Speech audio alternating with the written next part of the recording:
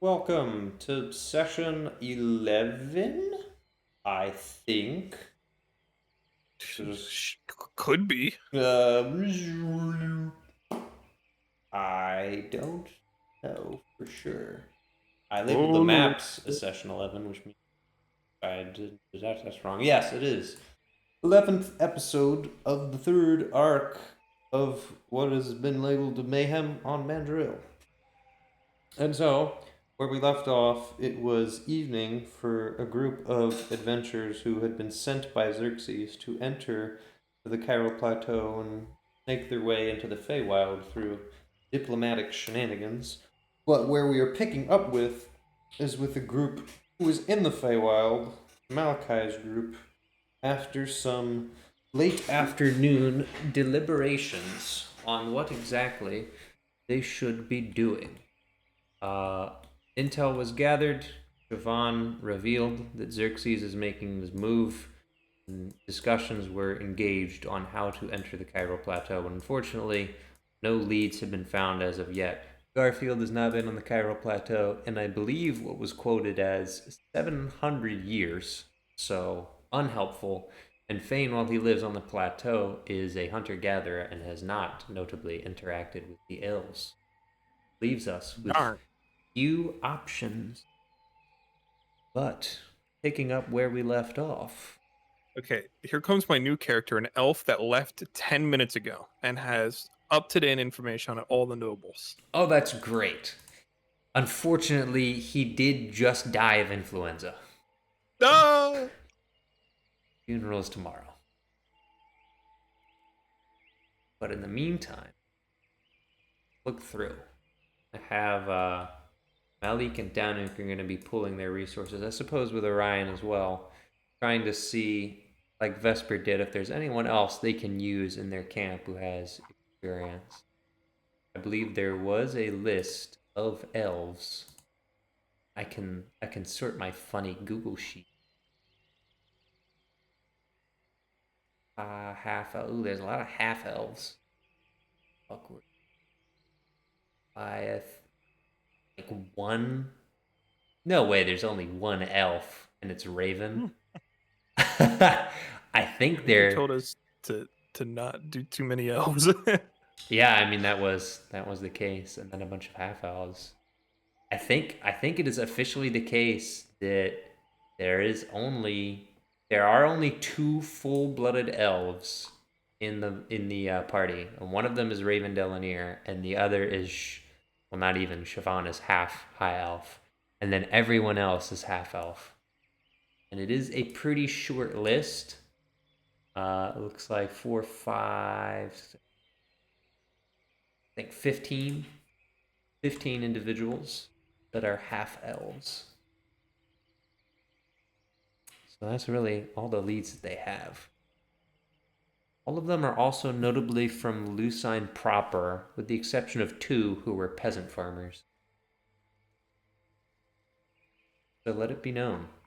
That is what Danuk, Malik, and Orion have discovered from the roster.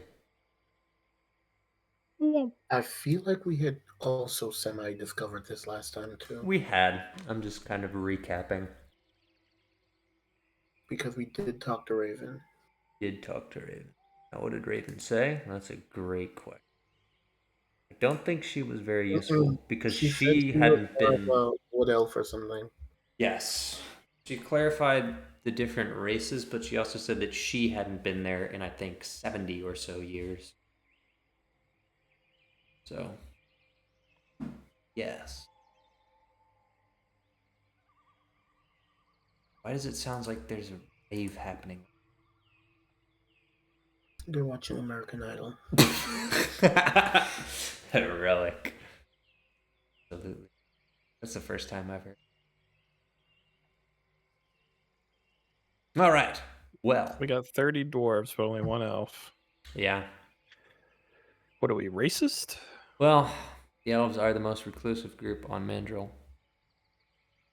Dwarves have a more interesting history, and they've gotten around in the pursuit of resources, particularly Molderdom, which most of you are aware of.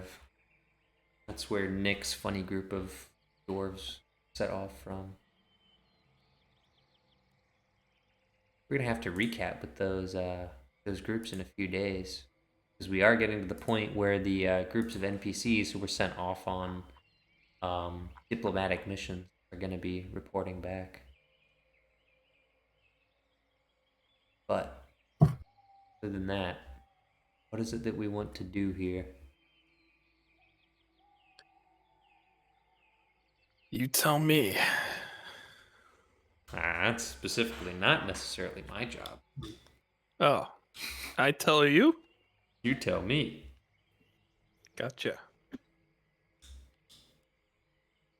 There are some. Do we have things. like do we have like defenses and stuff set up? Do we have patrols? Those were things that I was thinking we could do, because we talked about how we could get to the elves first, but we didn't talk about like how would we defend ourselves in that situation if we couldn't get there.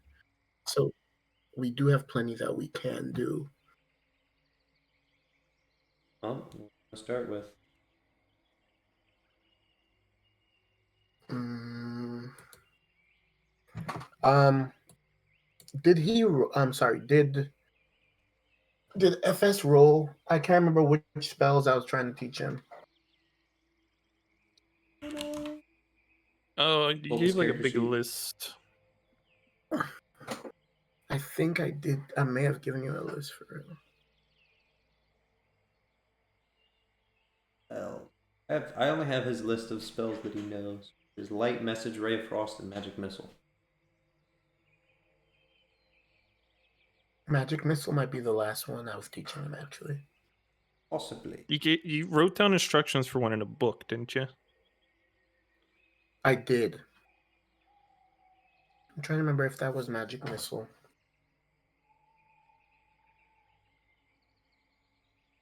Do you know Freeland? You know what? What spell he was trying to teach you? Was I trying to teach you last time? Oh, what was it? I remember. No, I can't. I don't remember. Did I try to teach you? Was it Magic Missile at all? He already knows that. Oh, he already does. Okay. I remember you mentioned, what was it Message or whatever the other one is, but you already told him that. Yeah, we did this. We did that one. Maybe it was Shield?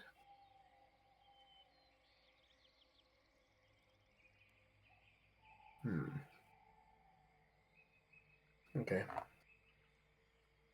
Yeah, I think I was trying to teach him a first level spell, but I don't know which one. Okay. Well, in the meantime, I'll just teach you how to identify things. Can we say that was the spell we were trying to do until we can remember it, or no? I don't care. It doesn't matter that much to me. All right. Y'all have time, so if you invest the time, go ahead. Mm-hmm. We did contesting Arcana checks, I believe. Mm-hmm. Well, it's not actually contesting, it's cooperative, both meeting certain benchmarks. I got an 8. Yeah, you put a lot of the pressure on me, buddy.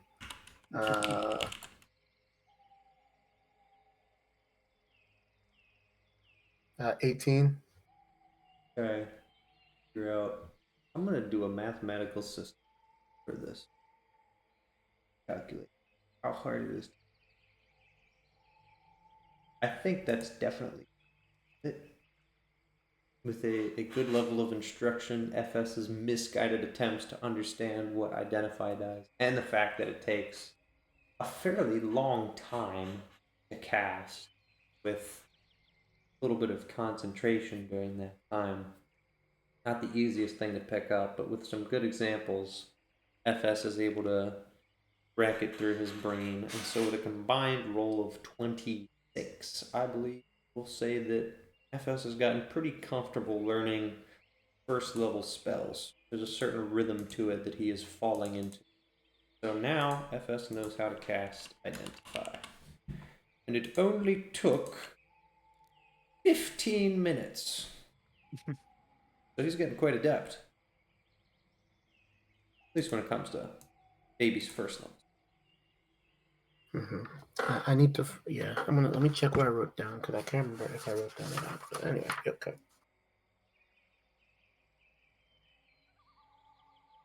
I tried to add the spell in D&D Beyond Christ.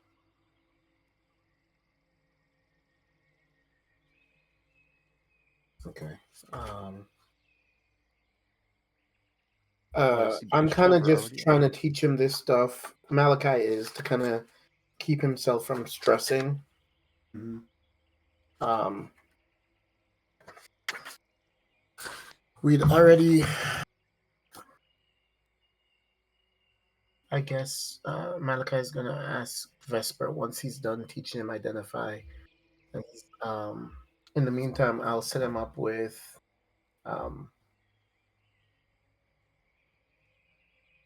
I'll set him up with alarm. Okay. So I'm just gonna write that one down, and he can learn it at some point. Okay. Do you need me to roll for transcribing it? Sure. Arcana roll. Yeah, 11. Did mediocre job.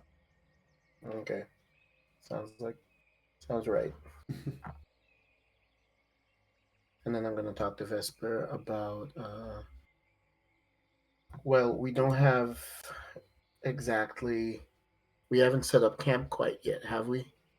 It's fairly settled, but things are a bit of a mess. Particularly the what you could roughly call the kitchen isn't quite in order. But most of the men's bunks are clean or being cleaned up by the commanding officers. There is still a little bit of hustle and bustle as some men are not fully settled yet. Okay, so my question would be, Vesper, in the case of an attack, how do we prepare ourselves? Well, I think we'd want men.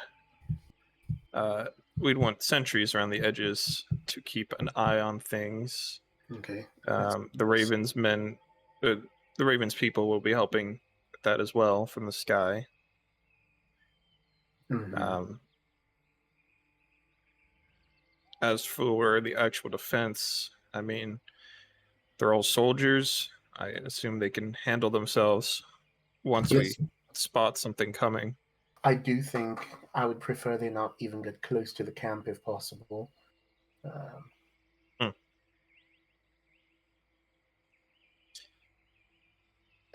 I don't want Vitrus to be hurt in this if possible. We might want to see about finding a defensible position outside of the camp then, because this would be our most defensible position otherwise. Mm-hmm. This is true. If there was some way that we could lure them somewhere else to remove our tracks, to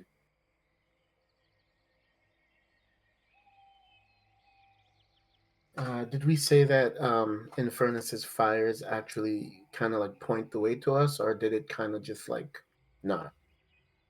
What do you mean? We had said he was trying to burn the trees and stuff, and I guess we were trying to figure. Was he saying he was trying to cover our tracks or something? He was fighting an invisible monster, I believe. Correct. So, I guess I can ask the Raven or something since they were in the air. Good. The raven is currently perched on an old dead tree at the edge of. I'm gonna use message. Oh, okay, loser. I'm going to ask him, Raven, when you were flying here, how close were the fires or the burning of the forest? Further to the north, not an immediate issue, as it is not close to this vicinity. And also, if we wanted to defend this area. I don't know, Vespa, I don't know how high you can fly. Is there a way to kind of get literally a bird's eye view and see if you can locate any of the easily defendable positions? From the Places like, Vesper or the Raven?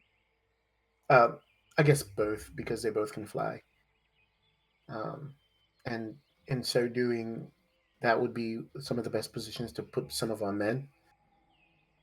It would depend on your enemy. If they have no control of the sky, then the ramparts, natural ramparts that lead to this plateau, are ideally defensible. Well, I think if they come from the air, that will be something we'll have to adjust to. But at the very least, we should cover the bases that we can cover the ground. I would agree. And we don't have. I wonder. Where's Infernus? Wandering around with Robin. So I'm gonna have somebody get Infernus, Okay. and then I'm also gonna have someone fetch Drya. And I can't remember if Raven is a ranger or if she's just. She's a I can't ranger. Okay. I don't know if they have. I'd like to get them together, and hopefully between the three of them, if they can find some way to make some of the use some of their nature abilities to make the terrain a little more in our advantage. Maybe tangle some growth, block off pathways with vines, whatever they can together come up with. Fair. Okay. Including Infernus? I'm hoping Infernus is cooperative. I think he will be very cooperative. I'm curious as to what tools he brings to the table. I have him somewhere.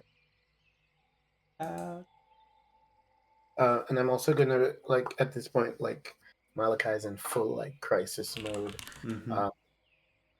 Malik, if you can find your do we want more of our attackers or our defenders first? Yeah, hold on. I'm a little bit distracted, and by I'm a little bit distracted, I mean you're a little bit distracted because Robin is pensively waiting behind you to try to talk to you. I'm going to turn around. He just starts pointing at you and then pointing at Drya and Infernus and Raven. Do you want to go with them, boy? I mean, Robin. He frowns and then he just goes, and then he nods. That was a misspeak on my part. Not Malachi, it's John's. Too late, Malachi. Your reputation's ruined. You What have can't, you done? Boy. You can't punish Malachi for John's mistakes. Oh, can't I? My world, I determine what is canon. Robin is moderately offended, but he's a mature man. Understands, but he will join with his ranger powers and they will begin discussing how to cover the rampart. And Malik says, sorry, so what is it that you require, brother? Between you and Vespa, you know this army the best. Who are our best defenders? People who can well, I suppose my question is, do we need to keep our offensive forces closer to home, or do we send them out? That's your call. Unfortunately, our best defenders are also our best attackers. My strongest men are from Cunning Greek, and I have a few from Coruscant as well. Men I would trust with my life, that I have, in some situations, made my private guard. But whether you want them on the front is dependent on your strategy. Are we anticipating attacking first, or do we anticipate that we may be surprised by an early party of invaders? Well, Siobhan did not. I Go ahead. I would say that the men you have made your private guard should stay here. The rest of the strong attackers we set on the outskirts, because I trust our, with the Ravens people and our people together, I trust our ability to detect attackers before they Mhm. reach the outer line. All right. But in that case, where exactly do you want my top men? I would say guarding our tents or whatever else you would normally do with your private guard. So keep the defenders defensive and then find another force to attack. Or are we leaning wholly into defense? Well, it's all a defensive measure. I'm saying we put the. You have some that you've made your private guard, yes? Yes. That's not all of the good attackers. No. Specifically 8 individuals who I've made master sergeants. I would Right. promote them further, but they're not leaders, they're fighters. So those 8 would stay here in the camp, and then the rest of the strong soldiers would go around the edges, and then we keep the peasant soldiers and such here as well. Very well. So we're basically making a hard outer shell of our good men, and Yes, I then like it. I would say also that's a definitively solid center. Yes, definitively advisable. One of the issues we've run into in the few instances where we had resistance early on is Xerxes using, well, our standard battle formations were ineffective. In Cunning Greek, they have a phalanx that is incredibly effective against melee combatants. It's one of the reasons that they were able to establish themselves as a dominant empire in the early days between the roving bands of goblins, hobgoblins, various orcs, and you would be surprised at how uncivilized Mandril used to be, perhaps, on history. But unfortunately, those same tactics do not work against sorcerers, and so our tactics evolve to become much more guerrilla. I would strongly advise that we stay scattered largely, not to the point where we can't reunite, but to the point where we aren't necessarily engaged in tight melee formations. Xerxes' strength is not melee combat. Any one of my finest men could take down 10 or 12 of Xerxes' foot soldiers when it comes to hand-to-hand combat, but unfortunately that's not how he plays the game. Well, I will defer to your expertise here. I think a strong outer shell, split up, is a good plan. We can have eyes in the sky and stronger defenses at the ramparts. Particularly if our druids, or whatever they are, can bolster those defenses, some of the natural terrain. Right. Debating feasibility of disguising our camp as well. They don't know where we are in the feywild, and this is an established individual's residence. I'm not confident that Xerxes wouldn't march in and torch the place, but if we make it at least look more or less like a private residence instead of a camping grounds for our men, we might even be able to avoid detection, particularly if they have parties in the sky. Oh, But that is a very different strategy. granted what we were told, I will say this. Granted what we were told, we were not told that Xerxes himself plans on coming. Certainly, but his army functions as his own arm, and his tactics are employed. True, Wholesale. but considering that he couldn't bring an entire force to the elves. Absolutely not. It would be a diplomatic nightmare. So it would. Well, that's interesting.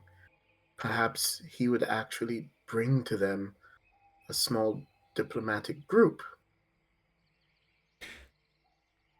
It could buy us time. I hadn't really thought about it.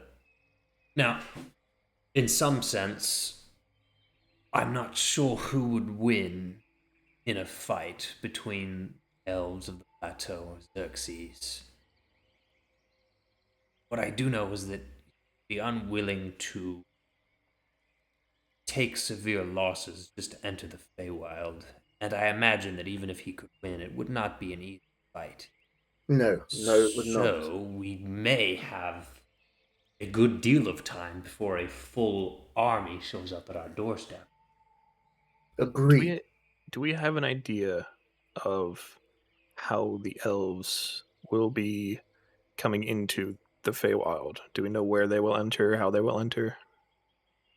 Uh, Previously, in our last conversation, we talked about the way to get to the Carriel Plateau from here. I think it stands to reason that that may be where they would enter from as well. Right, but I mean, do they have an established portal that they would use, or would they create their own wherever they wanted? Essentially, could we booby trap a portal? I unfortunately don't know the answer to either of those questions. Or at the very least monitor it, because we don't want to accidentally um punji stick an elf just coming in, you know what I mean? But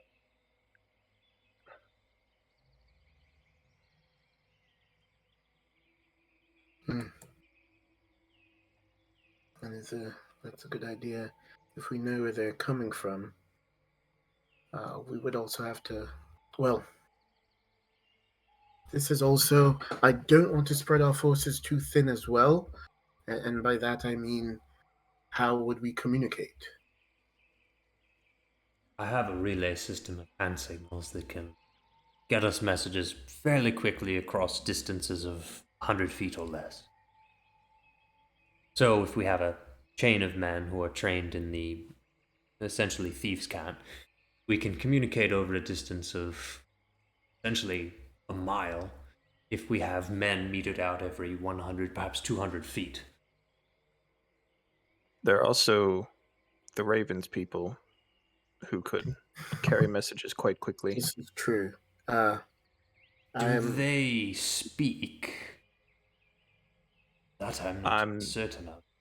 not certain, but if the hand signals work, plus we could send written messages via them as well. a courier I do service. have. I don't know if he's ready yet, but FS is able to magically send some messages that might help as well. Hmm. Interesting. Send messages like when you talk to mother, or Similarly, but not over such long distances. More, I guess, similar in range to your hand signals. ah, I just supposed if he was able to know the hand signals and he could very quickly relay information, if he was at a key position, he could. how quickly do you think he can learn a language? It's not exactly a full language, but fairly comprehensive.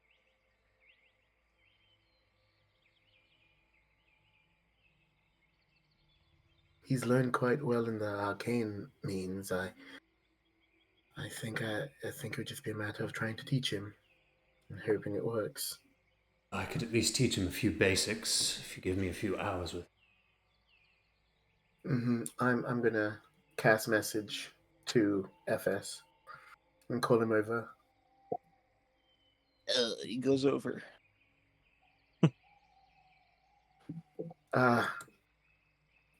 You have proven to be quite adept with learning things quickly, and my brother was hoping to teach you a few things. Not magical, unfortunately, but hopefully just as important. Are you up to this mission? Oh, I guess so, sir. Well, I unfortunately won't be teaching myself, but I can get you one of the best tutors I know. I'll have Cassius Finch fetched. Yeah, I clap. I give him like a clap on the back, and I'm like, "Good man." All right. A few minutes later, Oh. Cassius Finch shows up. This is a fairly tall. You can't. I don't want to say he's thin, but his armor is well worn, and he's not quite as jacked as Malik, but he is taller. He's appears to be a little bit grizzled, sandy slash grayish hair. Fairly nondescript, but he does have bright hazel eyes and a very. His neutral expression is. He doesn't look happy. You don't think he's actually mad, but he's got one of these, RBF. You know how it is. But he walks up and he says, "Yes, sir. I would like you to instruct this individual, FS. Is that correct? Yes. Like you Smelling? to. Okay. I would like you to instruct FS in our sign language, cant, if you will. Simplified. Teach him the basics, go over drills, see how quickly he picks it up. May be useful.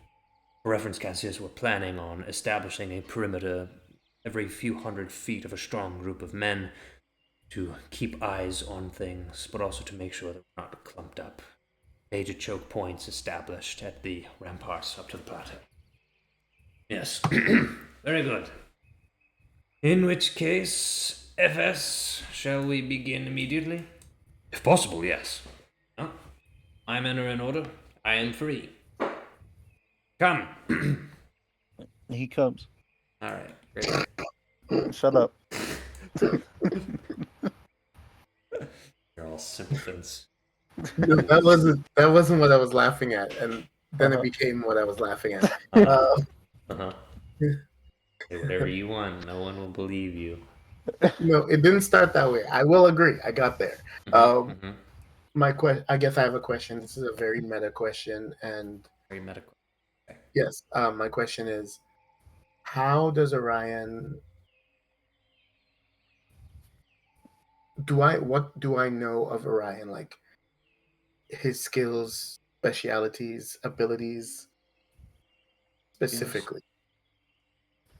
That's a great question.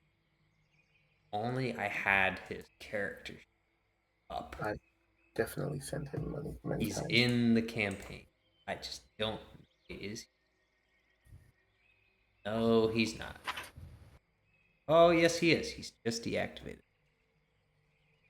All Poor right. man. Let's see. Bring I'm him only back. asking because that's completely up to you if he can do this or not. Mm-hmm. But he was designed with a way of keeping people in connection over a certain range. Oh, I think. Well, when did you get that ability? Like level 3? Either 3 or 5. Either way, he's level 5 currently, so he would definitely have that, and you would definitely know that he has that. Okay. So that's very doable. You can do the psychic one. Yeah. Okay. You just can't do what a weird 7th level bullcrap. Gosh, look at him. 6 psionic energy. He's cracked. Yeah, I don't have a level 5 version. I just have the level 6. But he definitely has. I think he might have leveled up too. I don't remember. Oh, So I yeah. might just let him be level 7. Psionic connection within a mile. That's cool. It's very good. We have used it many times. But he absolutely, most certainly has that. You are aware of it.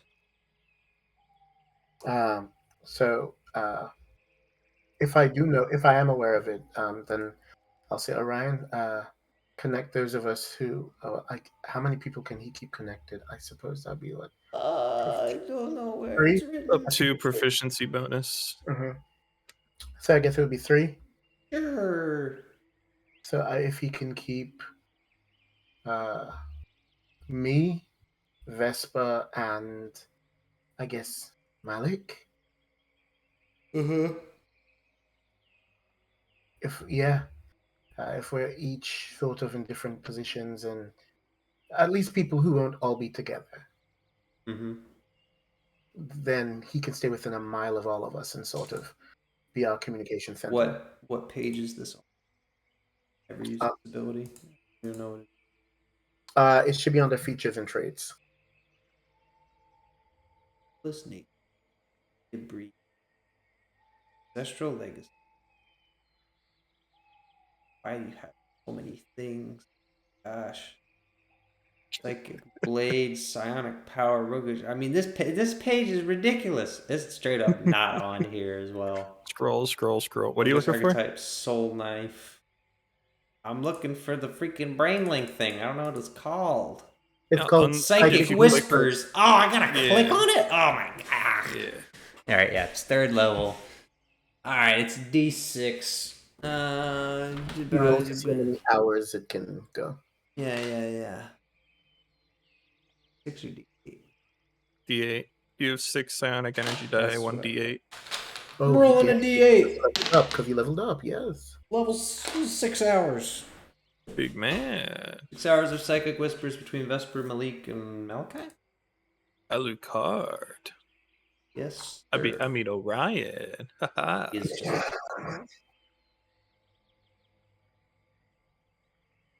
Okay. All right, 6 hours. Happy birthday. Okay. If that's the case, then one of us can stay at the camp and the other 2 can go off. And as long as Orion is within a mile of each of us, then we can have instantaneous communication. All right, here's a question Malik's going to want to know. There are... Yes, probably would have had men scouting. There are 3 main ramparts onto this plateau. How many of them do you want covered? And do you want sub-camps at each rampart? Because it's a fair distance. I'll leave that up to Malik and Vesper. Oh boy. All right, Vesper, you have any opinions? What do you mean by like rampart? Like where There. people can get on? Yes, the plateau is surrounded by stone that is not easily scaled. There are 3 entrances. One from the forest, one from the hollowed hills or whatever they're called, and another from the hollowed hills in the north. These are much farther away, not anywhere near the camp. They could be defended, but This map is not to scale, right? correct. Like right. This is a little miniature baby map. Everything is Gotcha. like a million times bigger, and there is no set scale. It's probably several miles to either of the other ramparts. Really? Okay. In which case, Malik will argue it is probably not worth defending them, but you could have a scout there, but you would need some way of getting intel. That's from what the I scout. was thinking. They have horns, so you could set up like 2 pairs of men with their little bugles. So if they see anything, so we got pairs of men with horns, and then when they swap out, they bring reports back to camp. Yeah. Beacons are lit. Condor calls for aid. Precisely. Yeah. We can also use. I was thinking of smoke signals, or where you like glint a mirror off to send messages that way. Like you. Oh yeah. Yeah. They have a system with their horns for communicating basic information. That works for me. All right, I'm gonna assign a bunch of privates to that. Where are the privates? There they are. Private work. I'm gonna assign 8 privates, because then you have 2 sets of men for each one that can rotate.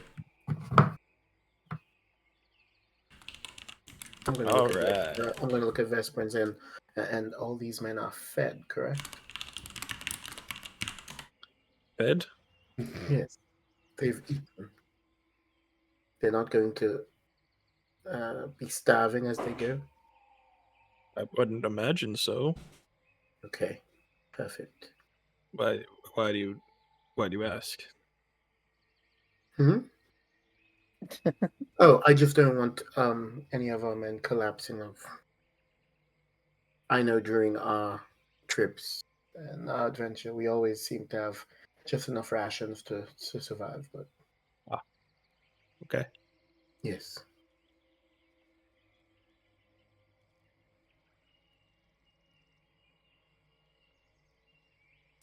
You are down to like pieces. Some of our rations would go down. Foraged. Are there foraging camps active? Because you were foraging before. Now you're no longer. Yeah. Probably should keep that going, even though we have access to big farm now. That big farm isn't necessarily open to you because big fat man wants all of his bread for himself. Well, we'll cut a deal. Good. Try. Maybe we could forage stuff and then trade him some of that for bread, and not necessarily like 1-to-1. So we're getting a little more out of it, just so he can spice up his meals a little bit. Essentially. Okay, I'm gonna say with what's been foraged, they've probably already gone through all of that. There are like 1,600 rations in reserve. Before it was 1,800 and 600 rations were foraged. There was quite a lot of food to collect on the way. It proved very useful. But we'll leave that. Also, the Nilbog is still floating around somewhere. Just be warned, he could jump scare at any time. I am prepared. Okay, great. Now, interesting. In terms of headcount, I should report that you have lost some men from various incidents. Well, can we find them? You can. We can have their bodies reported to you officially. Oh no! Go ahead and roll a survival check, Vesper. Yeah. 16. Okay, good. Only had 4 casualties, which isn't terrible, and they're pretty much all foraging related. Carl Patton, a human soldier peasant who went foraging, is officially missing. Ellsworth Wayne and Jake Paris were both found dead, mauled by displacer beasts. No, not these peasants. And then your last casualty is a little bit more notable. It was Thurmond Hutchinson, a sergeant from House Zara, also killed by a displacer beast.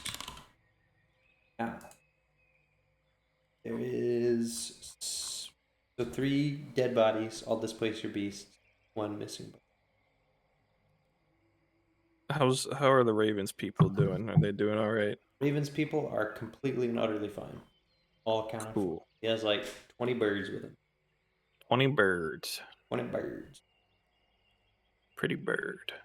But yes. And are dead. Guess I should cross them. I don't really know. I haven't figured out how to do that. Format up at the top, and then Right through. Boom. yeah. Or alternatively, Alt Shift 5. Alt Shift 5. Oh boy. Let me try that. Alt Shift 5. Well, it does work. Alt Shift 5. Why is it that? I don't know. But it saves me a little bit of time. Alright, well, rest in peace. Ellsworth Wayne, Jake Paris, Thurmond Hutchinson. So yes, foraging is not without its dangers.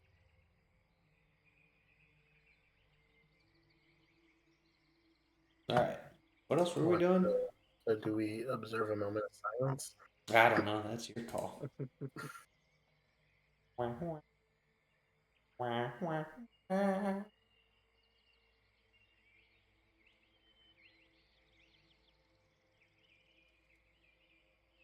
"21 bow salute." Things not yet. Ooh, there's a Yuan T on maintenance and she's with us? Ooh. Get in here. Gross. You'd put her there. I hate Yuan T. Curious. I love them. Raster. Shout out to Crunkmeyer. I feel like we need to We need to give a little shout out to Crunkmeyer. Crunkmeyer is Where's he? he's just a maintenance guy, so he's been cleaning up the camp, making sure everybody's like taken care of. Little kobold guy with a broom. Got some trash in his hands, just making sure everything's spick and span. You see him around every now and again. He's pretty quiet. He just keeps to himself, does his job. But yeah. That was gonna be my character if I didn't bring Dirk back. Nice. Then there's Grack. We don't talk about Grack though. Grack is actually an armor smith. Probably been putting in work. Greg's great. Well, okay. In other news, defenses have been set up on the main rampart by the camp.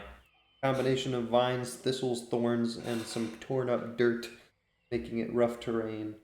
It is a pretty wide rampart, so not the entirety of it is covered. Ooh, that's an alarm. But most of it is covered. And it took probably a decent amount of time to do that, but with Jiraiya and Raven and Robin, they were able to do a good amount. Furnace just advised, tactical things. He doesn't necessarily have anything to assist in the setting. Am I wrong in remembering that he was a druid as well? Oh, he is a druid. He just Okay. does not. He does not do. He don't do that. Understood. Okay. Talking about? Infernus. Oh yeah. Yeah, his spell list is funny. He does have plant growth. So, I mean, he could have done that. Yes, I assumed he I would. think that's literally the only spell. Like everything else is fire, lightning. There's some healing. There's a little bit of healing. Fairy fire. Speak with animals. Produce flame. Old person. Yeah, he's basically got one plant related thing. Speak with animals might not be bad. Uh-huh. Might not be unhelpful. That's probably how Yeah. he talks to Robin. Although Robin isn't a name. Robin's a werebear. But I Oh, mean that's right. technically He just never turns back. might work, yes. The curse of Robin. Maybe they speak in Druidic. Possibly. I don't think the bear can speak. When you're in werebear as a bear, you don't get to say nothing. You can only make bear noises. It's tragic. You said they can still use spells like message and stuff, though, right? He can't use spells that require verbal components. Let him be him, okay? He's doing his best. He That's can like No. all spells. No, the only reason I say that because I'm definitely sure earlier that was how I communicated with him, by using message. Oh, he can respond to message because it's like psychic. Okay. He still has the intelligence of a human man, but That's what I was wondering but about. he Okay. can't cast spells No, that no, he no, no. used to be able to cast. He can't because Understood. they're verbal components. Mm-hmm. Mm-hmm. He has a fun existence. Something like that. All right. Debating time. Where's the Firefox? What's the Firefox doing? I think the Firefox just chills on his shoulder eternally, Nice. taking naps. Incredible. Have a little funny. That makes probably doesn't. I want to give anything. I'll just roll dice and then not say what I'm rolling for. That's a classic. I've done that a lot. I believe in you.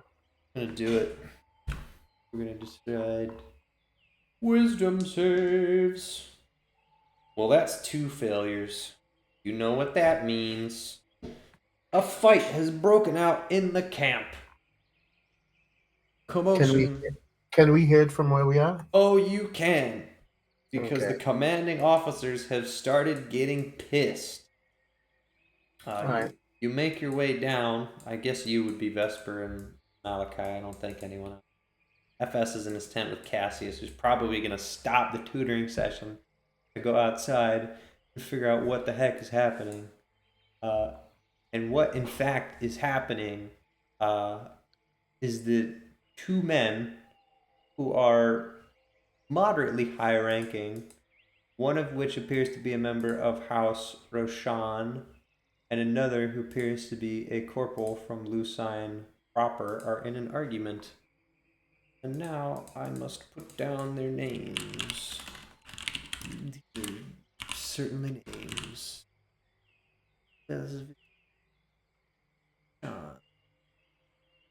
Moving Garfield. Center of it. Hello? Now,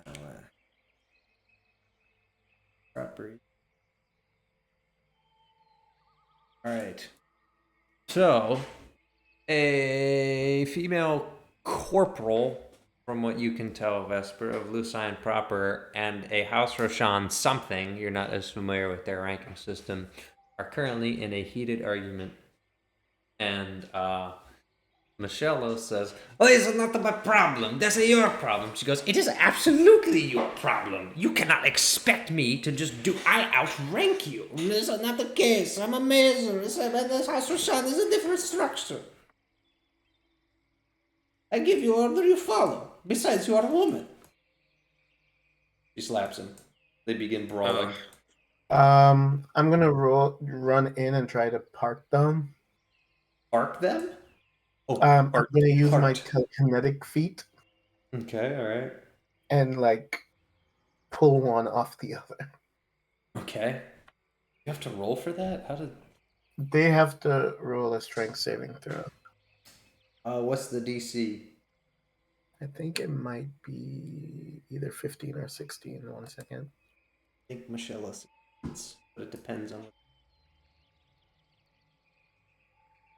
What is my spell save DC? It is 16. Okay, he fails. How far do they get pushed back? Just 5 feet apart. Okay. And I go in between and I go, whoa, whoa, whoa.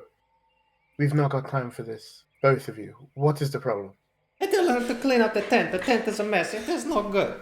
And I outrank him. He cannot give me orders. I do it for the good of the camp. We're a different military structure. It makes no sense. Tent must be clean. Are you sharing a tent? Yes.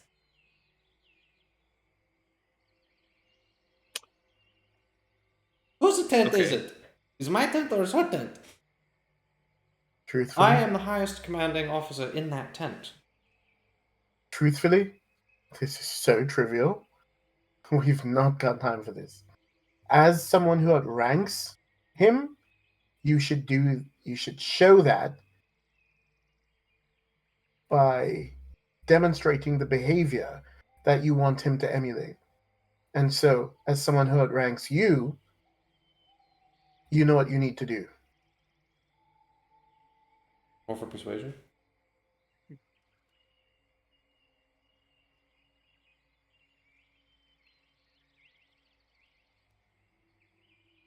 $22.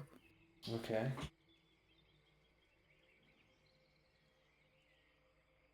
Alright. She quiets down and initially has her arms crossed, but then lowers them and says, "Yes, sir. I will not take orders from him, but I will ensure the tent is in proper shape. Would you inspect it? I believe it is up to us." And I'm going to say, listen, I understand the way that things went before. Rank is very important. I've come from that world. But I do not believe it needs to be stressed over and over what rank you have. We all need each other to survive. Yes? And No. the rank system is important. But if you insist on your reasoning being simply because of rank, then I don't think you understand the reason you have it.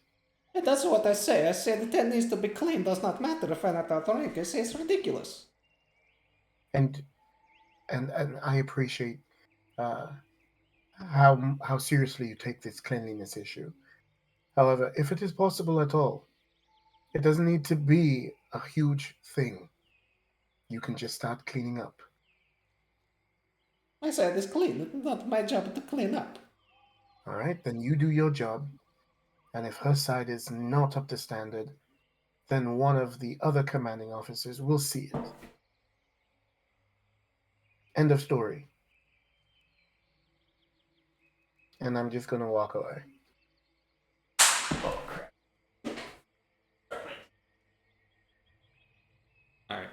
walk away. What's your Never mind. I'm not gonna ask that question. I'm just gonna check because otherwise I'm gonna. Can't remember. Malachi takes 18 psychic damage. from one of the No. soldiers. I'm just looking at his little funny numbers. That's all. Okay, that's what I thought. All right. Leek turns to Malachi and says, "Unfortunately, we've had quite a few of those stupid arguments. I don't understand what's gotten into the men. Metaphorically, I know there was a woman involved, but you know what I mean." I will say, truthfully, we are in the feywild and emotions are dangerous here. I think it's important to have all of our leaders remind the groups, remind the men and women constantly of the importance of keeping themselves in check. We cannot afford to lose whatever time and advantages we have for such trivialities. I'll make sure the commanders understand the situation. Perfect. Meanwhile, roll a general intelligence check for your little tutoring session. Uh-oh. I rolled that one. You said intelligence? Uh-huh. Fart smell. That's the one. I got 19. Quiet. Well, farts. between the two of you, you got a 20. There's a problem. This man is like the worst teacher you have ever had. Like, ever. So, like, you feel like you have a really good grasp on languages as a whole, and it's really pretty simple. It's just memorization, which you're pretty good at. And this dude is making a whole thing of it. He's like, "What is it? In certain contexts, this can be that's that. And he feels like he's flip-flopping. At one point, you're pretty sure he like actually just contradicts himself. So after like an hour, you don't learn anything. Now you're just frustrated. Make a wisdom saving throw.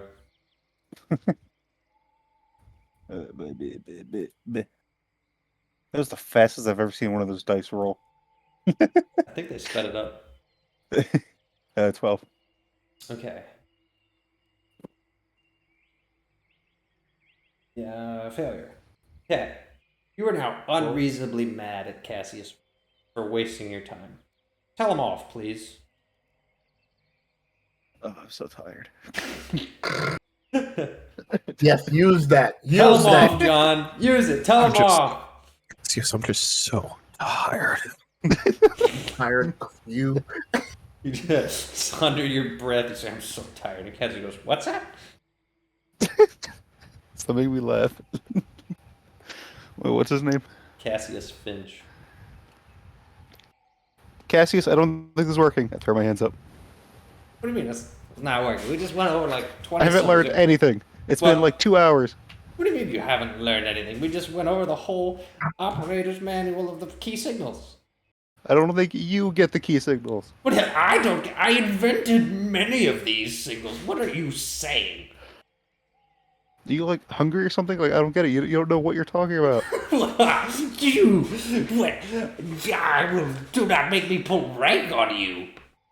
What do you think you are? I am still your commanding officer. Well, teach me better. Roll for persuasion with disadvantage. Persuasion. I got 3. He goes, "I cannot help unteachables." Then he storms out of his own tent. He runs up. And he goes, "Malik." And he goes, "Yes, is there a problem, Cassius?" "That individual is a fool. After the 2-hour mark, he comes and he tells me that he's learned nothing. After simply nodding his head up and down, I just carry on. He's a fool, unteachable. I cannot do it. Find someone else. Or simply give up. It's hopeless. Hopeless, I say." He has failed the vibe check. Malik just looks at Malachi like, what the heck? Wait, am I there? Yeah. Cassius, Sir. Now, from what I've understand, you're a genius at this language. I invented much of it, yes. And I think... So would you say for you it almost feels innate? In a way, yes. Well, curiously, I have been teaching FS myself, and for me, my magic is innate. It's almost instinctive. I breathe and it happens. With all due respect, sir, don't compare archaic magicism with the complex, intricate language created by someone such as myself. They're two different worlds. Yes, truly, truly, Cassius. My point being, because mine is innate, and I understand it as such, it was difficult for me to communicate certain things to him. Are you implying that I'm a bad teacher? I'm implying that you can find a different way of communicating, since that seems to be your area of expertise. And I'm implying that you can find a different way of communicating with your pupil, star as he is, untutorable, unteachable. Good luck. Have fun. I will not be accomplishing this anytime soon. Nothing I could change would change his mind. You should have heard him mouthing off to his superior officer. Unacceptable. You're one of those people. One of those people. I'm sorry. How long have you been in charge of this military? 2 days? And by those people, I mean those people who are obsessed with rank. Obsessed with rank. Do you understand how the military works, my boy? You expect to walk in, usurp Malik because you're a smooth talker, and all of a sudden you know everything about military hierarchy. Do you now? Son, I have watched people die. I have been in command for 12 years, since I was 22. I know how to communicate, and I know the importance of rank. I don't like pulling it, but I have to pull it sometimes. Respect is critical. Diligence is critical. And disrespect of a commanding officer is the backbone of a failing military. So my eyes start flashing, and Kill him. I go, Cassius Finch. Tell me, if I was to find the bodies of several men, what good is their rank then? What? Roll for persuasion, I guess. Not the direction I thought that was going to go. Oh, sugar. It stopped on 17 and then rolled to 3. All right.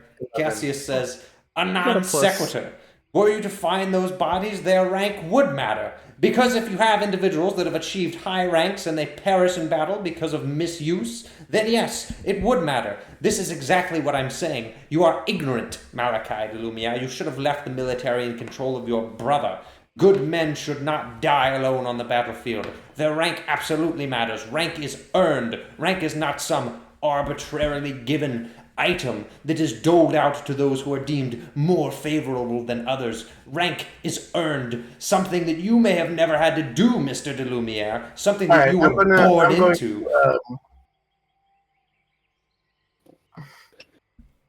He's frustrating the crap out of me.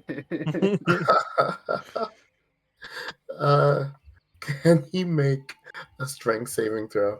Okay. You just throw Sure. Failure. I'm going to telekinetically lift him by the neck and pull him closer. Oh, Darth Vader? Okay. And I'm going to say, I know more about rank than you ever will. It was beaten to my body from the time I was very young. I know what it means to carry responsibility. I know what it means to have a title. And most importantly, it means that you are accountable for your actions and the actions of others. If you continue to wear your title as some sort of supercilious badge, I will have it taken from you. Am I clear? And you like still strangling him? I'm not strangling him, I'm just lifting him. Okay. By the neck. So That's strangling. If he doesn't have strong enough neck muscles, I mean, if you gonna let him go, I drop him. all right. What you have made clear is that you are an immature child, unfit to lead. If you think that I pull rank arbitrarily, very well. Your opinion is baseless, unfounded, Malik? and idiotic. Malik is standing right here. Yep. Malik, Cassius, if you have such a problem with individuals speaking inappropriately to their commanding officers, why do you do the same here? Unfortunately, some commanding officers are not befitting of their rank, something which Malachi wishes to project onto me. Respect is earned, not given. Like ranks. Malik. Earned. honestly, I have no time for this. We could be on the verge of attack any moment. And rather than doing all that you can to ensure that someone is equipped, you have time to argue with us about this. This is ridiculous. Number one, as someone who's a leader, it is part of your duty to be able to teach. You either adapt or you leave. Roll for persuasion.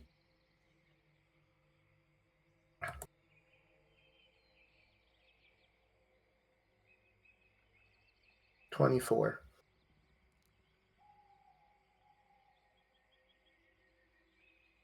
You're right. Adapt or leave. I resign from my position. Perfect. Leave. Alright. He leaves. Malachi, did you not just say that emotions are dangerous? Perhaps take a second to think. Start to walk away. You might be right, Vespa, in which case I leave that to you. I do not want to see this man ever again. At least for right now.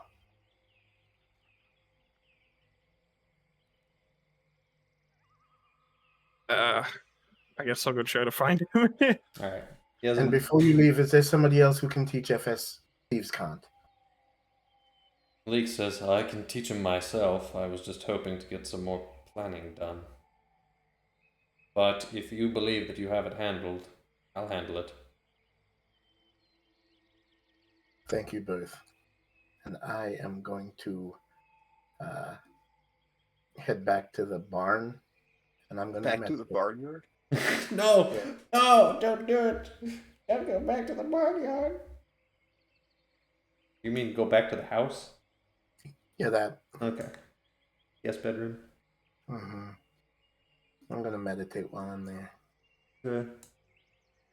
Just in case my emotions got off the handle too. Alright, Vesper, you find Cassius Finch swiftly walking over. Can I just land in front of him? Yes. Crosses his arms and goes, What do you have to say, sir? I believe this place may be affecting our emotions. I've noticed. So I encourage you to perhaps think on your resignation before jumping to it. Especially since it might be difficult to return you from the feywild at this time. I've considered it. I've also considered the fact that my emotions have been different. But I don't regret anything I said. I believe everything I said wholeheartedly. I simply didn't have the gall to say it before arriving here. Now I do. I've served under men before whom I did not respect, and I bore their authority and kept my lips shut like a good soldier. But they were incompetent and they got people killed. And when you don't uphold certain tenets of a military, when you don't understand the certain virtues of command and respect those, you end up with unwieldy situations with soldiers who may be physically ready for battle but are not mentally ready. With soldiers who, when you tell them to move, question why. And all of a sudden, they're killed. When a soldier doesn't understand the relationship between himself and his superior, things get dangerous. And there are times where you have to say no to your superior. I've had to do it myself. But I was a coward back then. I'm not a coward here. I understand I may appear to be a hypocrite, but it's true that you need to respect the men that you're serving for, or you can't serve them. There can be no harmony in a military with men of opposing ideologies. It does not work. Particularly if I am to be in authority of this group and we do not see eye to eye, it will not work. And I certainly can't serve under that kind of leadership. So, that's that. Emotions running high or magic shenanigans, not important. I stand by my decisions.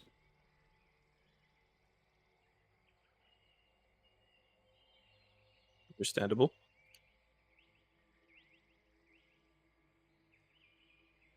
So would you like to leave? I'll consider my options. My exit is not easy. Exactly. My physical exit. Yes. You're a brigadier general, correct? You were, not are. Yes. So you are in the rank that you were in for many years already. Correct. Tell me honestly, what do you think of the men in this unit, of Malachi's leadership, all of this? Well, I have I have always had trouble being a leader. I am not a very sociable person, so I never really got along with my soldiers. But I worked with other men who were more Charismatic. charismatic, and I think he's a very charismatic person, and people will be willing to follow him. And so I think that makes him a good leader. Um, but he has surrounded himself with people like me that are more knowledgeable in the tactical aspects. So he has guidance there.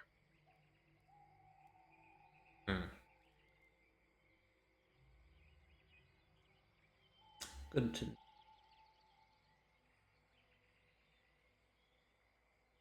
I'm going to continue this walk, and we'll see where I am in 30 minutes. If you're not back in 30 minutes, I'll send someone to make sure you're okay. I'm sure I'll be fine. Plateau has been secure. One of the first things I did is have my men run perimeters.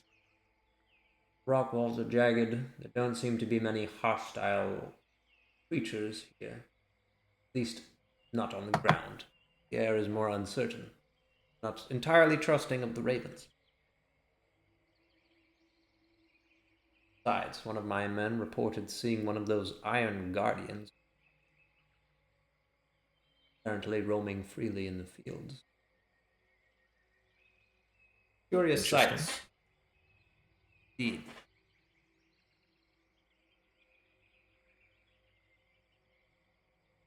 Very well. I'm off, sir. Dismissed.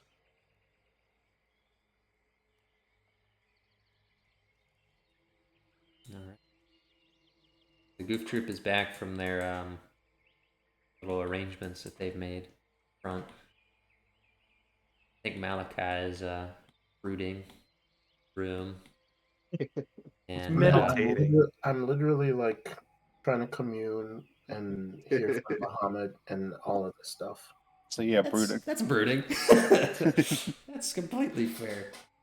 Well, yes, brooding, but also if there's any helpful information I can If give. there's any helpful information, like a religion check. Oh, Meanwhile, FS, you already rolled. Oh, Malik actually rolled really well. So Malik walks in and essentially just asks you what you've already covered. You're not really sure. You try to outline what it was, and then Malik's like, "Oh, like this, this, and this." And then in 5 minutes, you're like, "That's what he meant." And you're like, "Oh, this is easy." You pick it up immediately. So you don't know what the heck was going on there. There's a disconnect in communication. And it seems like some of the stuff he was saying, like in hindsight, I guess it makes sense, but some of his word choices and actions are a little off. Like allegories and this. He was very focused on giving you context and this and that, but he didn't actually like tell you what things were. Down too many rabbit trails. But yeah. All right. Well, you pick it up. You got a couple of the basic signals down. Heck yeah. No signals for trouble, signals for backup, flanking signals.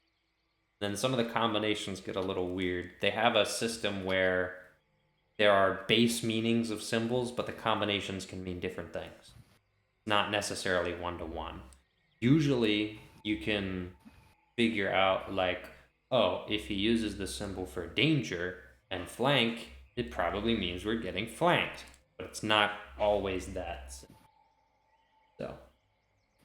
But at a basic level, you can now understand rudimentary hand signals. Alright, now what did we get for our funny hee-hee?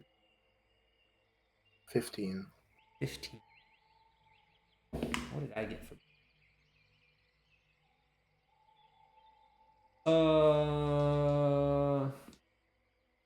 Yeah. What are you looking for? What are you fishing for, digging for? Meditating on? I guess what I've been really communicating on is the thing that's been frustrating me most. Really trying to connect with some insight as to somebody in the Cairo Plateau praying for like a vision of someone, maybe Siobhan's father or something. Let's see. You want an oracle? I don't know what I'll get, but I'll take what I can. Roll a D100. Aye. All right, let's call it, boys. March out. It's over. It's not going to work. 7 and 1 chance. Ridiculous.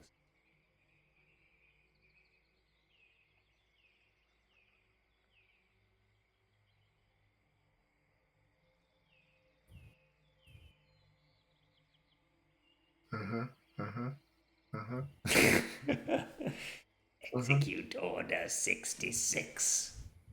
Alright. No vision. But I feel like there's some similarities in your father and Siobhan's father.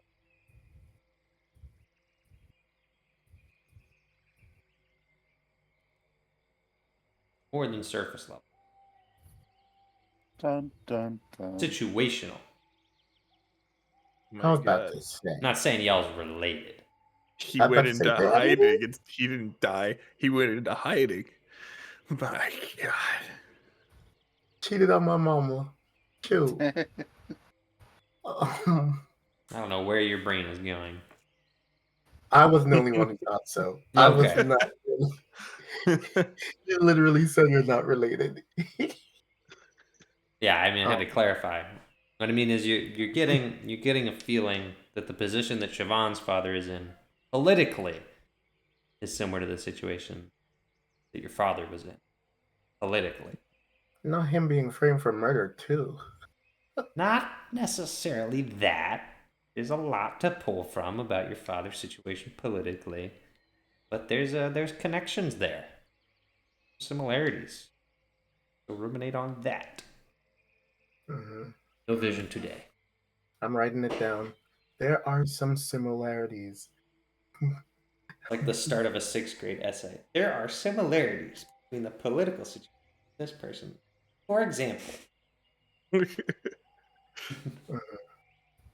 and you have 3 points, and you move on to the second paragraph.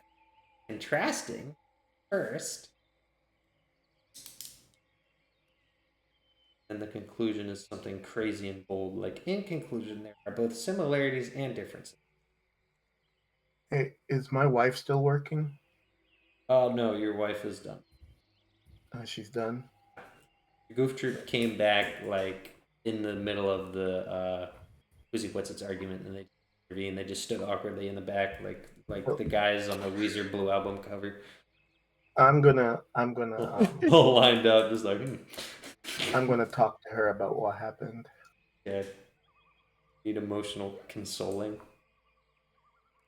You know, I need her to. Yes, Manny.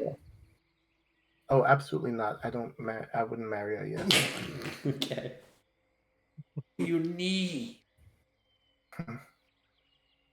I just, if she has to tell me something, if she disagrees or she agrees, I just want to hear her opinion.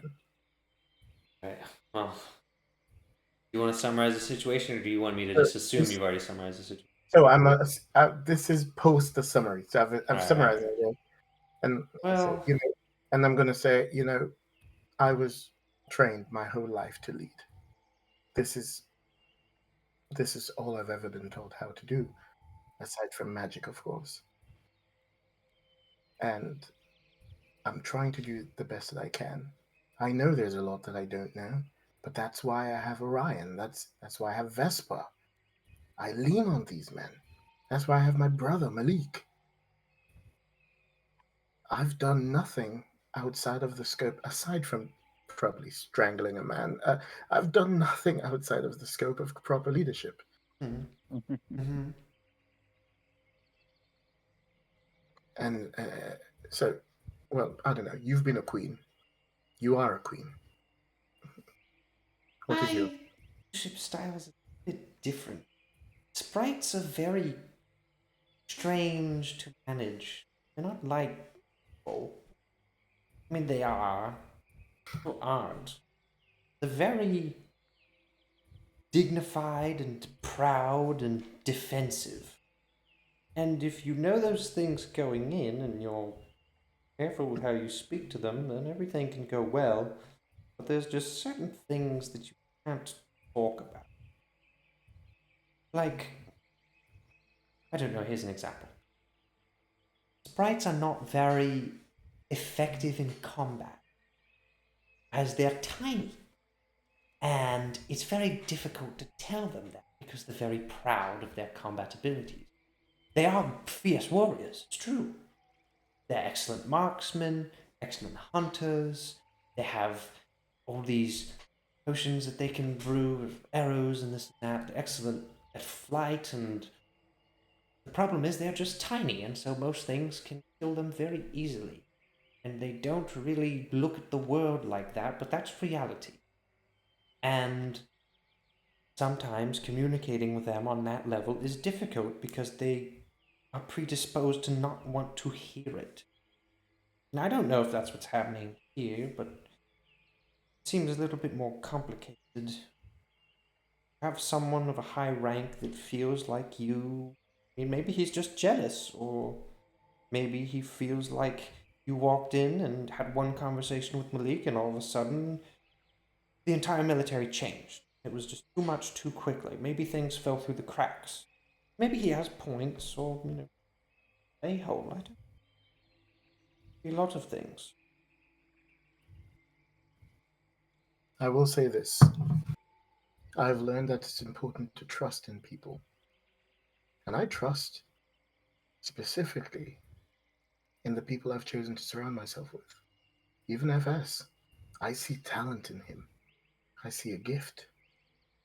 And I will not have his confidence shattered. I will not have his progress impeded by someone who refuses to get out of their own way because they think that the way that they do things is the only way it can be done.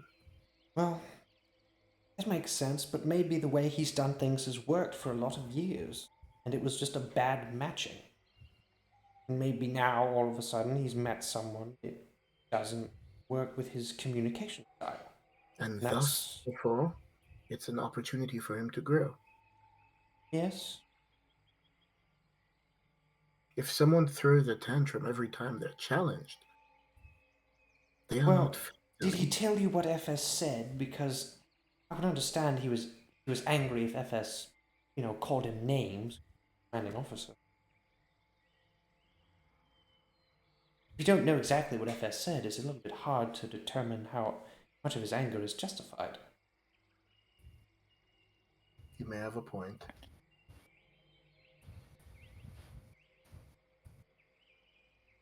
Regardless, thank you. And I give her a kiss on the cheek and I say, uh, there's a lot to be done, but I think this is also a moment that could change a lot. So, Okay. so I'm going to go back out to the army. Actually, no. I want to stop and talk to Vitrus. I was going to stop and talk to Vitrus. Vitrus is in his room eating baguettes, shoveling them down his throat. Oh, yes, Malachi. How are things going? There's a lot of activity outside and such. Yes, and as much as I hate to be the bearer of bad news, Oh, then don't be. Or sugar-coated. I love sugar. I would, well, typically I've been advised to stop sugarcoating things, but Sugar-coating is one of the greatest things you can do to a sweet roll. I agree 100%. I will say this, Dr. Vitrus, you're a man who values knowledge, and as such, I think Yes. it's utmost respect to give you all the information. Does that make sense? Uh, Very well, no sugar-coating. Good. We are the enemies of a very powerful man on the material plane, Yes.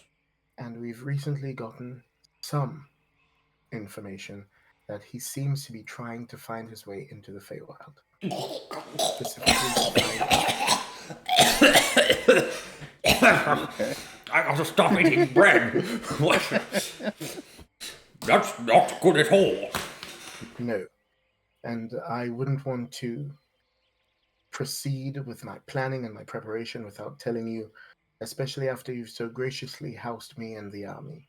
Yes, I assume this would be very low risk. It seems the risk is now higher to medium risk. I apologize. Mm. It seems some of our men were captured and some information was extracted from them that otherwise would not have gotten out. That's dreadful. And for that, I apologize. But in the meantime, I want us all to be prepared. Bad. I cannot have my farm destroyed. I don't know, battlefield. A campground is one thing, but a battlefield, I heard is as goodness gracious. What do you propose to do? Well, we are currently preparing. Preparing how? Well, we're staking out entrances. We are positioning people. You're turning my farm into a battlefield. No, you can't do that. No. No. We're not just surrounding here. We're just looking at stopping things before they can get to the camp. It's very bad. It's very stinky. It's not good. Ugh. How dangerous of a foe is this enemy you speak of? If the man I'm thinking of, if he himself comes, then it is utterly terrible. That is good. However, and I cannot be sure, but I don't believe he will come himself. And for that, while the risk, I don't want to assume a lower risk and be surprised, but I believe we may have definitely far more of an opportunity for success. Sure.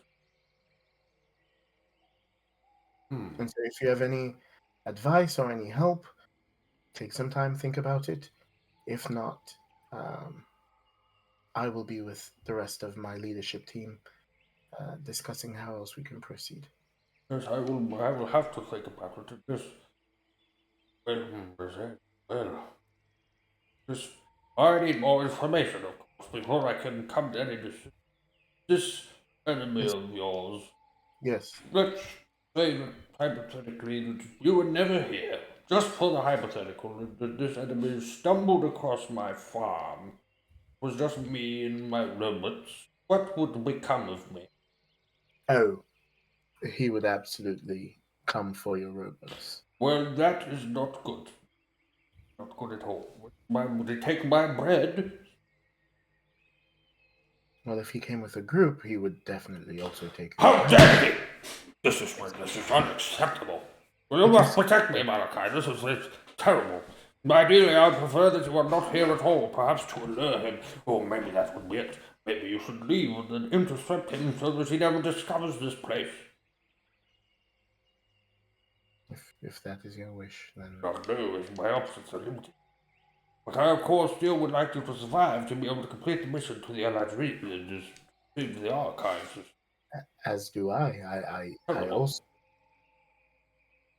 In fact, actually, it seems that the only means by which he can get here is via the Elven tribe on the material plane.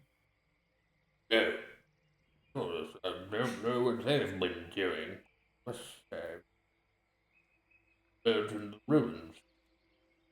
Nothing there but probably quite a distance. It would. Oh. Oh, I have a most excellent idea. A most excellent idea. I have solved the problem, my boy. I have solved the problem. One moment. Let me get the other leaders, and so that you can share this with them as well. Are you certain? All right. I'm gonna go fetch the others real quick. Alright. Alright, who is the others? Malik? Vesper, Malik, Ryan. Ryan? He's not gonna want to see the Raven, I don't think. Beta and Danuk. Beta and Denver. Alright, your top five. Your five guys, if you will. Yeah. Alright, great. We were making burgers and fries. What do you need us for? Actually, he might appreciate a burger. But Yo, I had five guys for my friend's birthday on Saturday. Oh my gosh, it was good. Bacon cheeseburger all the way. Every topping. It was fire. Fire kind. Anyway, alright, you assemble all the guys. Dr. Vitrus, whenever Yes. you're ready. Well, mostly I've heard of your problem and this enemy that's going to be coming here and could possibly destroy everything, and it's all terrible. And of course, as you all know, as Malachi sort of told you, I would like you all to go to the Eladrin and discover the archives and retrieve ancient knowledge from beyond our times. It would be very cool and awesome. But of course, if this individual is going to come in and ruin everything, then we can't have that at all. But I've just remembered that I do have the ability to sidestep this entire issue because I am so smart and awesome. So, are you all ready to hear my plan? What? Yes, go ahead, sir. Well, here is essentially what we will do.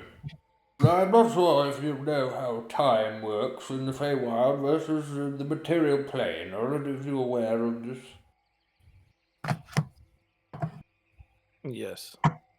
Well, I'm sure then that some of you at least know that time is not always flowing in the same state of the feywild as it is in the material plane, yes?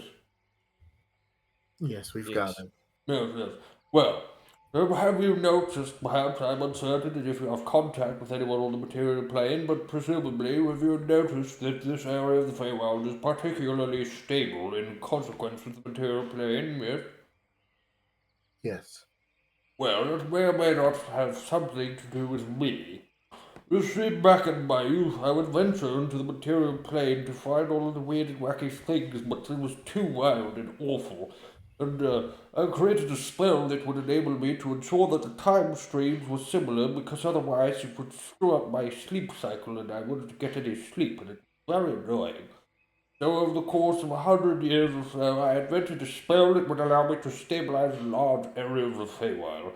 But if I simply stop the production of that spell, then we can simply freeze time in the Feywild, and then we have as much time as we need to do as much as we want, and we'll just leave everyone in the material plane hanging.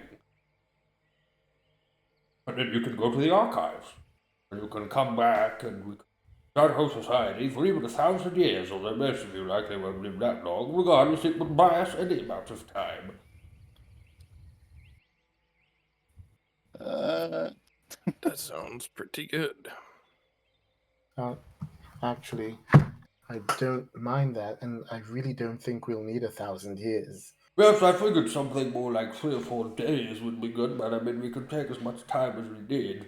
Now, one thing I haven't tried that would be very helpful is if I could perhaps send them farther into the past, but if you said they're emerging in the Cairo Plateau, that would be a difficult area to control, you see.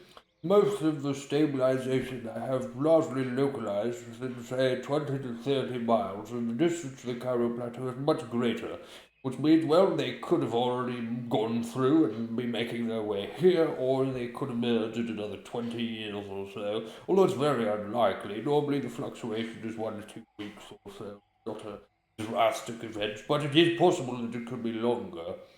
But if we want to ensure our security, we would simply move the location of the spell. One of us would have to make a little pilgrimage to the Cairo Plateau. We would perform the spell, then we would basically stop them from coming anytime soon by freezing time.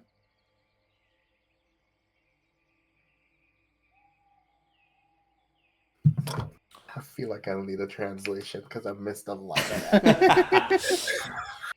Well, that's unfortunate. Smile and I know nod, he said, boys. Smile and nod. did you get most of that, Vesper?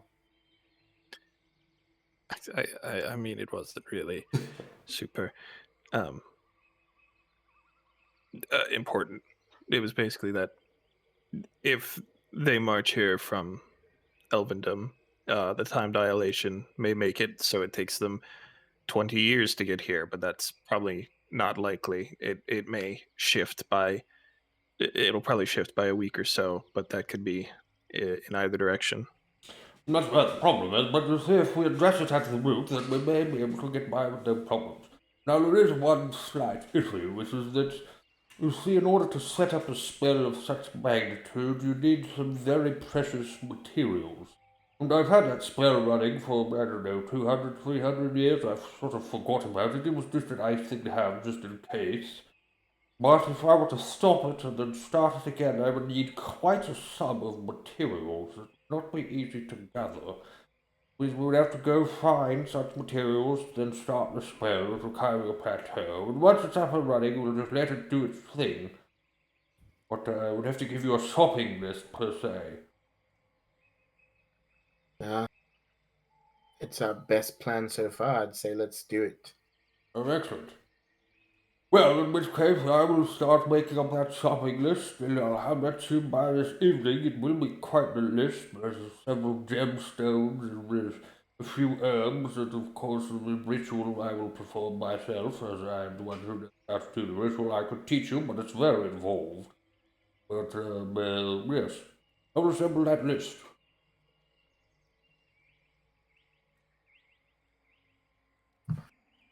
So I'm going to look at the rest of the team and be like, this could be really good. Yes. In the meantime, does that mean you think we should go to the archives? Well, that's where things get complicated because based on my shopping list, you may need to head north anyway. Not to the archives themselves, but I mean, you could stop there while you're spending time, but I know that time is of the essence, so as inefficient and silly as it may be, perhaps it would be best to head up north, get the materials, and then immediately head south so we can perform the ritual, but maybe you can make an introduction. I don't know, I'll leave it to you.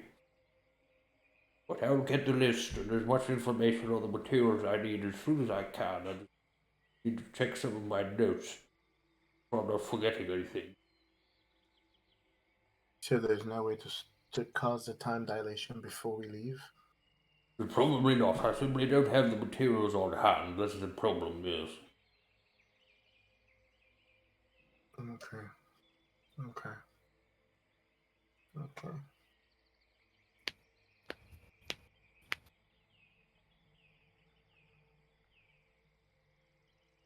All right. Okay, ready, break. Alright, We well, all- pleasant meeting you all. Please leave now. I must get back to my pressing matters. Shoveling bread into his mouth. Right. Yes, pressing matters. Pressing the bread into his face. It's pressing. Mhm. Pressing the food down his throat. That's important. Important stuff.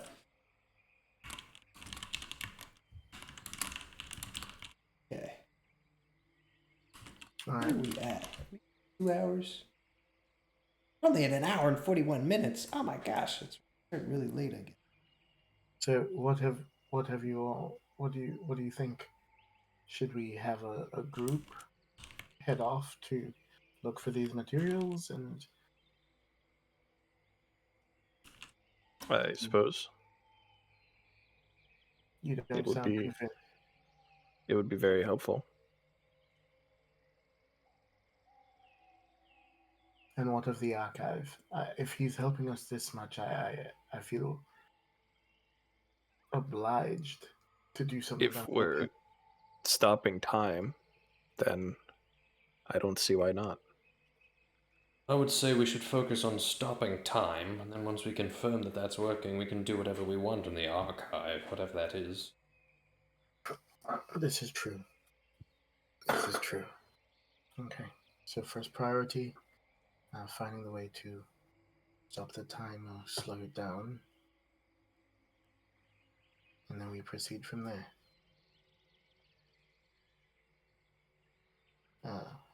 Vespa, should we call the leaders of, well, our highest ranking leaders together and talk to them first? It seems this unrest within the army seems to require a bit of clear communication and unity on the part of us as the leadership team. It might be a good idea. And thank you for calling me out earlier.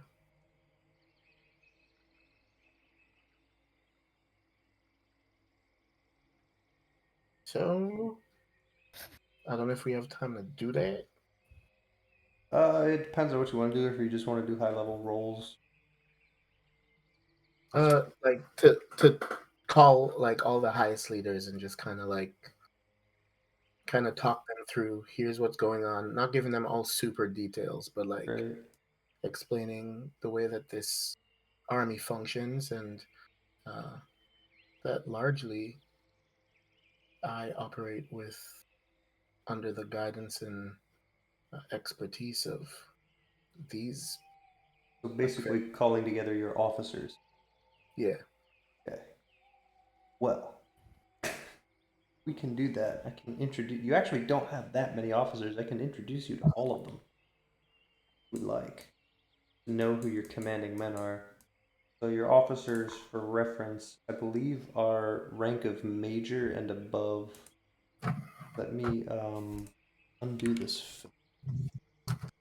Yeah, okay. It starts at captain, then goes to major, then colonel, and then brigadier general and general is pretty much you guys. or named characters. But I'll put the filter back, but I'll leave. So for reference, the top ranks of your military, all of your leaders, which are generals and brigadier generals. Infernus Silver is your brigadier general. Malik de Lumiere is a general. Robin is a brigadier general. Danuk is a general. Beta is a brigadier general. Saul is kind of just recuperating in a tent, but technically is marked as a leader. 3 leaders from House Roshan: Captain Thaddeus Gilmore, Captain Anthony Bertoli, excuse me, Italian, and one of which you've already met, Major Michelo Vidivici, who was arguing with the female captain. Tommy, a female. Tommy Oliver, a human from House Taylor, a major. Major Schwain, we'll call him a human. Captain. Captain Osgath and Aarakocra. 4 individuals from Zara. Major Archie, who was formerly Commander Archie. Jack Stone, Captain. Captain Genevieve Dalton, Captain Ferris Umbar, and Captain Argyle Becker, who was the one of the leaders in the group of soldiers under Perry P. Winifred, who we all know what happened to him. Former Colonel Cassius Finch, Colonel Alter Vanderball, Colonel Victor Verkum, who you have had some interactions with, Major Lucius Pessimus, Major Pengrave Suvius, Major Vitus Suvius, Captain Dent, who is currently off with the rest of the group, Captain Gizar, who is a Gith that isn't super popular, and then Light McKay, Captain, who is also off with Dweeby and crew. Those are all of your officers. That's it. There's a total of, I don't even know how many. Looks like less than like 20. I think 1, 2, 3, 4, 5, 6, 7. 26. Yeah, you have 26. You have 20 officers and then 6 leaders, which are you guys or other important NPCs. I'm not counting brigadier generals and generals. So 26 men gathered up, with the exception of Cassius Finch, who has probably returned from his walk by now. Like we just intend finding his. So we summon them all together, and then. All right. Upon summoning all the individuals, Finch shows up and says, "Sirs, am I permitted in this meeting? I unfortunately have nowhere else to go." No, and I am grateful that you're here. In which case, he'll just fall in line with his other 25 lads. Which I don't feel like I'm not drawing them. No. You can just look at the spreadsheet. I'll make a big. I'll do the. Yo. They them. All right. Well, Cassius, join the group, man. Come on. We accept you here. Greetings, all of you. I know that these last couple days have not been the easiest. In fact, it was difficult before, and with the change in leadership and change in location, I know that things have not gotten any easier on you. But still you have persisted, still you have held on. You've all been the main reason that any of this is possible. Your leadership and, truthfully, your resourcefulness and your ability to adapt has kept most of us alive. And for that reason, I want to honor you. I want to thank you. Earlier, I had a conversation in which the importance of rank and the importance of title came up, and I want to make 2 things quite clear. 2 things that are both at the same time true. 1, I believe that we are all equal. Yes? I believe that having a rank does not innately make you any more important than the next person. I believe that a life is still a life. However, in terms of this organization, I believe that a rank is extremely important because it represents that you have not only the skill and the know-how, but you have the capability and the courage and the mindset to be able to lead others. And for that reason, I want to make things utterly clear. I am not solely the leader of this operation. These men assembled in front of you, I do not make many decisions without their approval. In fact, many of them hold me accountable. They challenge me. And that is exactly what I mean. Having a rank does not mean that my ideas and my thoughts are any higher than those who are around me. And so, if you have any grievances, if you have any issues, I urge you, and in fact, it's an instruction, we do have a proper chain of command. But as long as we are all doing things in the correct way, then we, as your leaders, will surely enforce the privileges and the respect that is due to the rank that you all hold. Is that clear? A unanimous choir of yes sirs erupt from the group of officers. And then I'm going to say, moving forward, and in more of a periodical basis, we will be gathering with you as leaders so that we can hear from you. You are the ones whose feet are mostly on the ground. You hear from the men and women in front of you. And so it is important for us to also hear feedback from you. So look forward to those. And do we have any wine or anything? Somebody has wine, but he's a ways away. Somebody has a lot of wine. He didn't share any with you. He was in a different plane of existence, to be fair. So I'm going to say, I know things are a little scanty right now, but as soon as things look a little more beneficial to us, trust me, you will feel truly appreciated according to your rank. In the meantime, continue to do a good job, and let's keep our eyes sharp. You're dismissed. All right, I should make you roll. Make you roll. It's not really a performance. It's not really a persuasion. Give me like a general charisma check. May I request something? Yes. May I request advantage because I have my brothers with me? Oh, wow, you request advantage just because he's got his little gaggle of goobers with him. Sure, your gaggle of goobers grant you the help action. Yeah. I think that's fair. Goober gaggle gives advantage. It's in the rules. Literally in the rules. Oh, Lord. Look how fart smell is. Just some random private that Malachi pretty much adopted. And now he's up here with like the officers and stuff. Yeah, it's pretty funny. Like he's just a little guy. General, Brigadier General, Private. He's like Malachi's private guard. Ah. All right. The men seem a little bit put at ease. Tensions were high, and now they have been substantially lowered. So. And then I'm going to call out Cassius Finch as they leave and say, just walk with me for a little.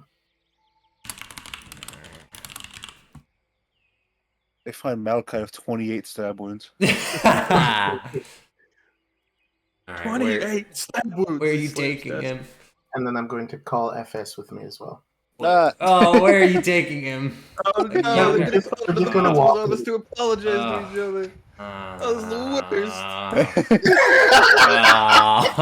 don't want. I'm not even Finch, and I don't want to do this. I'm already uncomfortable. I'm not even this guy. All right. And I'm going to say, gentlemen, Hmm.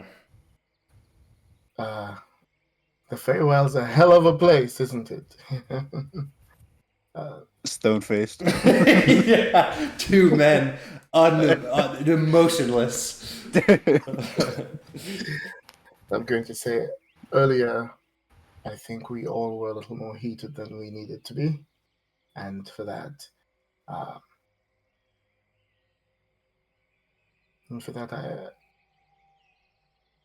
will apologize. Not for what I said, but for the way in which it came across.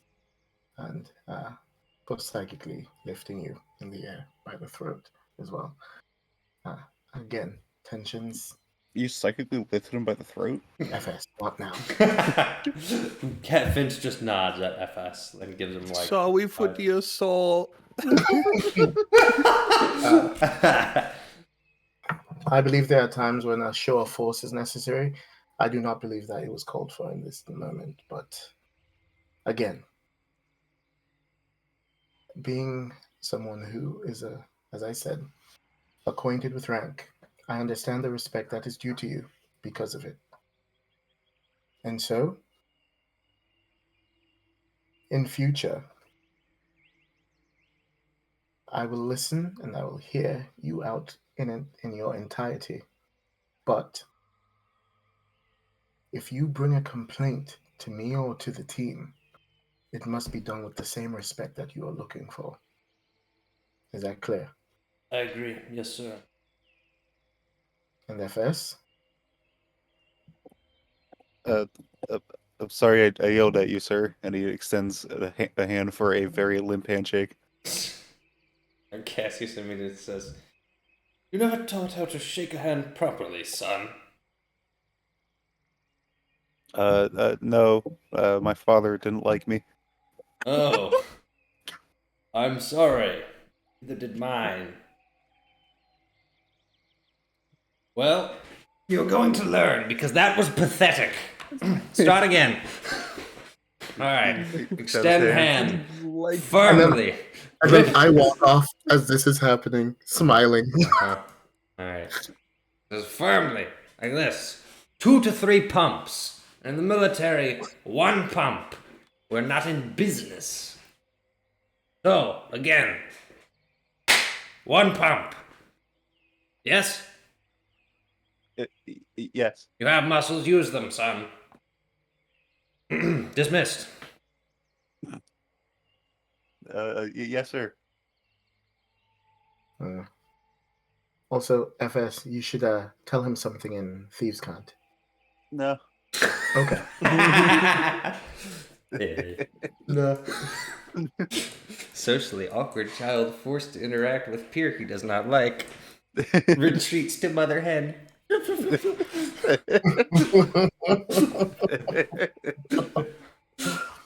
And if there's any more time in the day, I'm going to begin teaching FS Shield because I feel like you need it. There is time in the day. Because Features hasn't given you his list yet anyway, so got time. Alright. Alright, FS, you gotta roll real good. I got 5. Find Arcana. Shield is still... What level spell is Shield? First level? 1. Yeah. I got a 13. Yeah, nar. So, Malachi, I just don't get it. You're bad at teaching them. I just don't get it. Why do you suck so much? I'm gonna say, no. No, This it's is one of the joke, it's spells joke. that's hard for me to explain. Let me think about it a little bit. I try to figure out like what's a good way to explain it to him, and then I attempt to teach again. All right. You attempt to teach again. I attempt to learn again with a natural 20 for a 25. He did it by himself. And then Malachi starts explaining. Ephes is like, "Oh no, wait," and he's just like, and then the portals open. He understands everything, the universe. It's like an instinct. So you react instinctively. There are specific motions but you have What to do do you it. do? You have to do it with a trigger. So you have to find something as a trigger to activate the shield, and then psychically you can make that link, and the spell will activate. I start pelting him with Ray of Frost, Wow, you're terrible. and I'm Yo. like, block it. You don't need Block it. You don't need to do Block that. it. I think he's got it. I think he's got it. He got it. He got the shield up. He blocks the ray of frost. You're fantastic. How do I thought I just added. Do I have to prepare it? Yeah. Maybe. Oh yeah, I got it prepared. Done. Boom. 2 out of 6 prepared spells. Look at him. Yeah, shield. Oh, he's slowly getting goated. He's just a little mini Malachi right now, though. Alright. Well. Is he attacking me with magic missile? Is he? I guess so. No, if that's Wow, those are some rolls. those are certainly rolls. It is a 1d4 plus 1. Thank you very much. Yes, sir. You rolled a 2, Yes, a 1, and a sir. 2. And he's really unloading at Malachi. Oh wait, is he actually? Yeah, I think he is. I think he's. No. Okay. It's like, I don't know. The rolls keep coming. He doesn't have to roll to attack. It's magic missile. He could be killing you. Or, of course, you could just counter with shield and it would do nothing. Mm-hmm. Also, why were you throwing Ray of Frost at him? You could have been magic missiling, which the shield specifically blocks. With Ray of Frost, it does AoE damage after the knife shatters. Or no, that's Ice Knife. That's Ice Knife. I forgot. I forgot. Never mind. Ice Knife. Ice Knife is weird. Alright, cool. Well, that was fun and interesting and wacky and wild. Here's the thing. Because I prepared something literally completely different, I do 31 damage with inflicts wounds. Twice, 31 Wow. damage with inflicts. That's a good spell. You just gotta land it. Yeah. Sheesh. Alright, anyway. 11 to hit. Yep, no. Oh, you have. I didn't realize you had second level spell slots, or else I would have tried to. No, he does. He does. He just doesn't know any second level. It's okay. Okay. The DC for learning that's going to be way harder. Yeah. So, Understood. yeah. I just wanted to make sure you had shield at least. Yeah, it's critical. One of the best spells in the game. All right. 31 isn't even the most common roll. It's 33. Really close though. Yeah. All right. So because we're kind of on the border and we're kind of at the point where the day is end, and I need to make a list for Vitra's shopping list. There's another thing I want to do. I think I want to end the recording, but I want to assign people to units. So I want every soldier in the army to be given a unit that's assigned to a specific captain. Because then we're balling. Then we can actually do unit assignments. Yeah. Become a real mil sim. But I think that'll be a good spot because we can take some time just off camera to do that, and then it's just a shorter session. Fine. I need this to be a shorter session, especially tomorrow. I'm back to work, so it'll be interesting for a week of doing literally nothing. Brendan will still be gone next week, so full disclosure. I don't know how long I'm going to plan on doing this Feywild side quest. Oh, I won't be here next week. Oh, that's right. Aren't you? Well, then we might just not do it if Brendan's not. That's too. All right. Grudge Grip 1 off.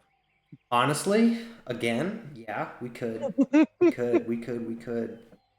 We have options. Look at the castle. I won't cancel, but we'll probably do something different. The benefit is then Brendan is back, and then our options open up. But we're gonna have a lot on the table to go through. So, But at I least, thought he was going to be an island for longer. 2 weeks. I was going to say at least we set up what's happening in the Feywild, so that Yeah, now we things know. are still moving.